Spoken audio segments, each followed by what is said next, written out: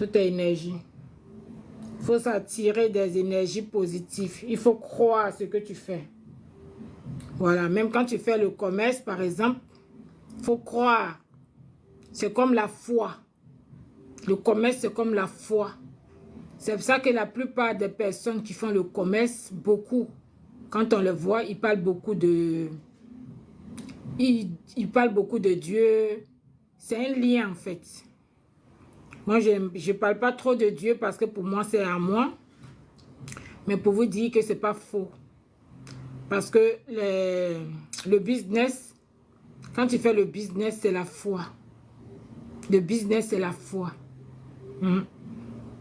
Une fois que tu as la foi de ça, une fois que c'est rentré dans ton cœur, que tu as la foi de ça, il n'y a rien à dire. Il n'y a rien à dire. C'est pour cela qu'en général, quand on commence un business au début, on échoue, on échoue, on échoue, parce qu'on n'a pas mis la foi vraiment dans le business.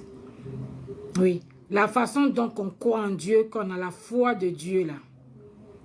Quand vous faites un business, cette foi là, cette croyance là, de votre business là, croyez à ça. C'est comme la foi et vous allez voir. N'importe quoi que vous vendez, n'importe quoi que vous mettez à vente, c'est la foi qui va faire que ça va marcher. Quand vous croyez à ça et la façon dont vous allez présenter votre article avec la foi, vous verrez. Il n'y a rien à dire. Il n'y a rien à dire. C'est pour ça que des fois, on voit des personnes qui vendent un petit truc, un seul article.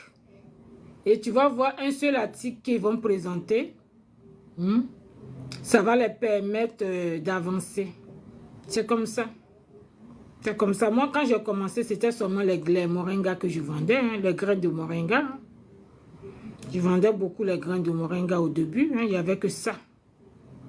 Je vous ai dit.